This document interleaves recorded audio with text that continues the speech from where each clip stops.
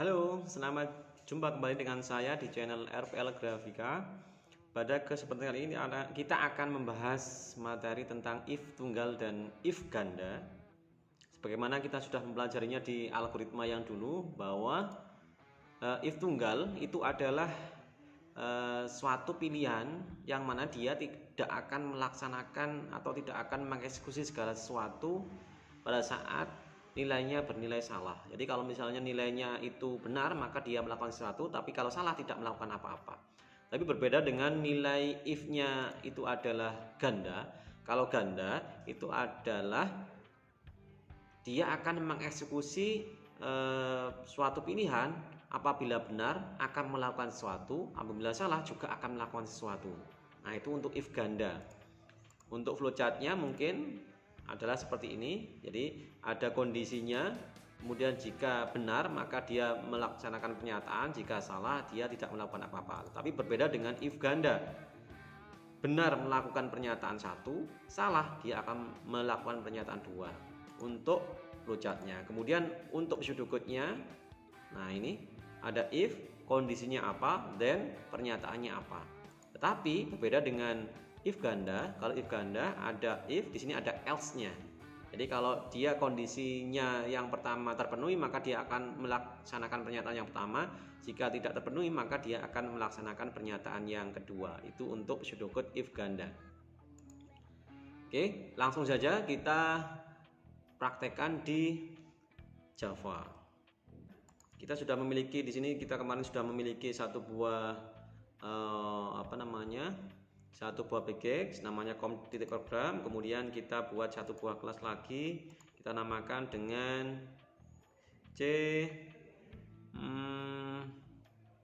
if gitu ya, if tunggal, if ganda gitu ya. Kita buat namanya kelas itu, kelas if tunggal dan kelas if ganda. Kita finish.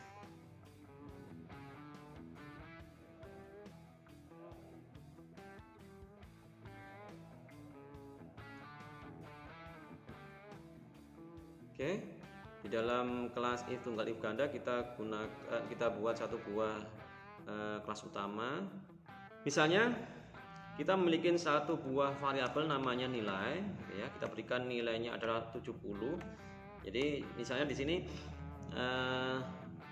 kalau misalnya nilai kita adalah 75, maka kita KKM gitu ya, atau kita lulus di mata pelajaran tertentu. Misalnya kita pelajarannya adalah DDK atau dasar-dasar kejuruan. Maka kalau misalnya kita memiliki nilai 70, maka harusnya tidak lulus kan?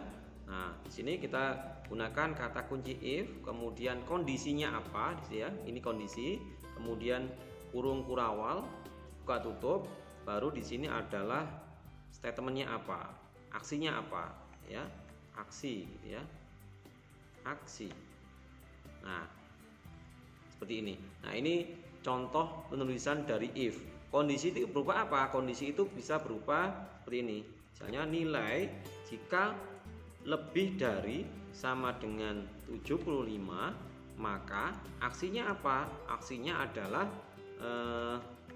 kita tampilkan tulisan Anda sudah KKM. Gitu ya. Anda sudah KKM. Oke. Nah, kalau misalnya di sini nilainya 70, apakah nanti muncul tulisan Anda sudah KKM? Oke, kita coba jalankan.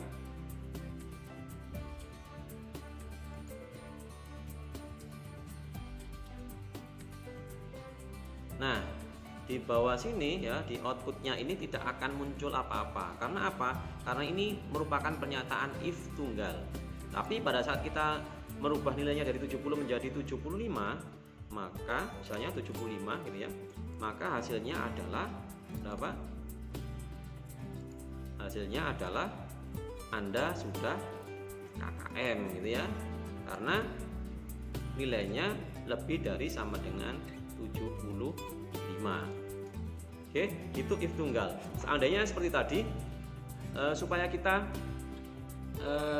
bisa menentukan kalau misalnya nilai kita di atas 75 KKM, kemudian kalau di bawah 75 itu kita tidak lulus atau harus mengulang. Nah, ini kita gunakan if ganda.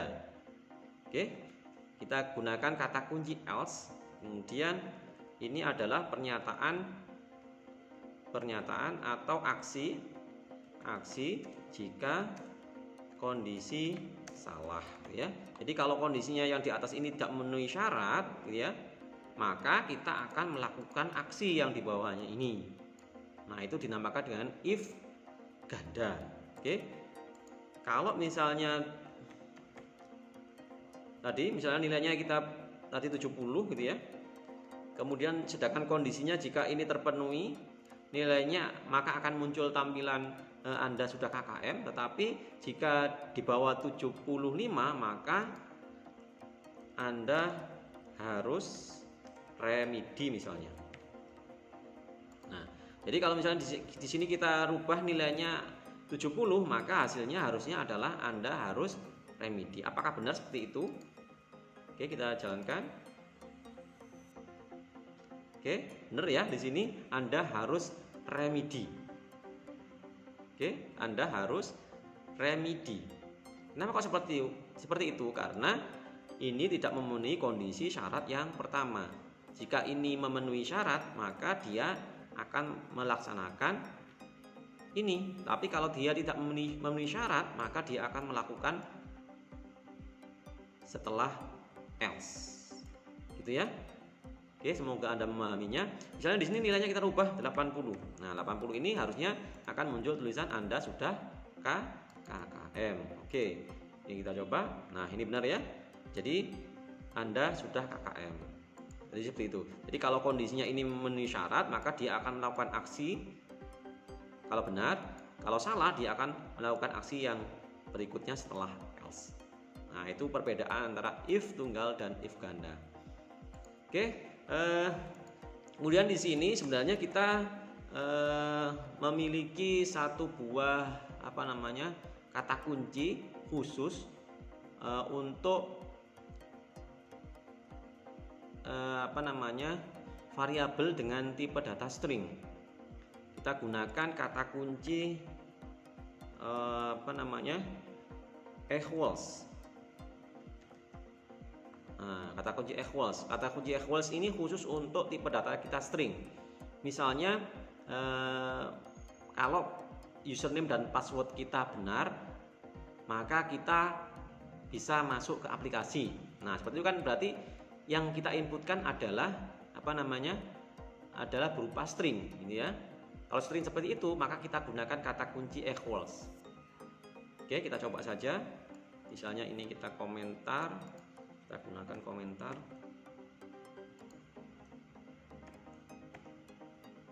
Oke, misalnya kita punya satu buah tipe data namanya username misalnya, ya. Kemudian satu buah tipe data lagi namanya password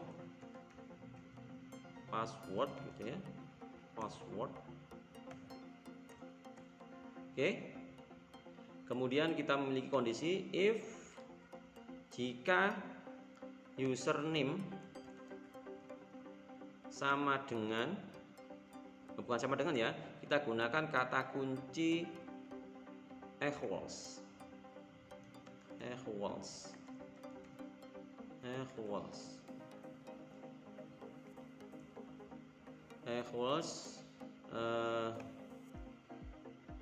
Misalnya RPL gitu ya, dan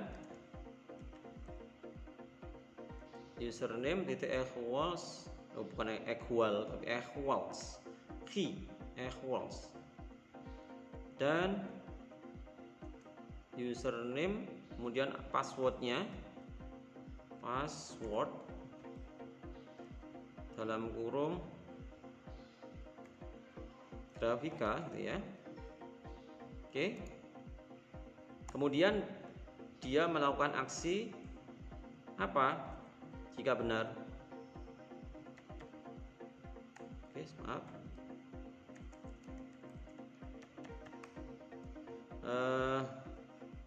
Anda bisa masuk aplikasi misalnya.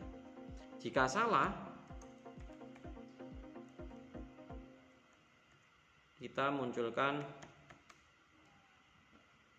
password dan username Anda salah. Nah gitu. Oke, password titik gitu ya, artinya di sini titik equals. Oke. Username titik equals rpl dan password titik equals grafika. Oke, kita coba jalankan. Nah, maka akan muncul tulisan Anda bisa masuk aplikasi. Nah, ini misalnya di sini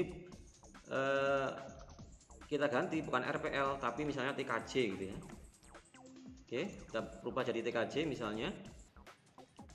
Kira-kira hasilnya seperti apa? Kita run file. Nah, muncul di sini pass dan username Anda salah. Oke.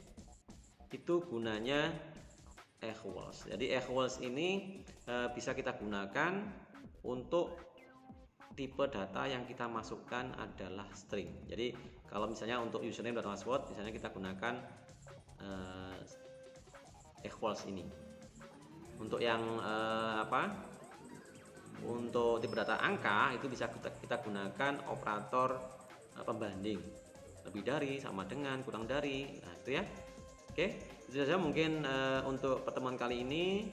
Semoga bisa bermanfaat. Terima kasih, selamat belajar.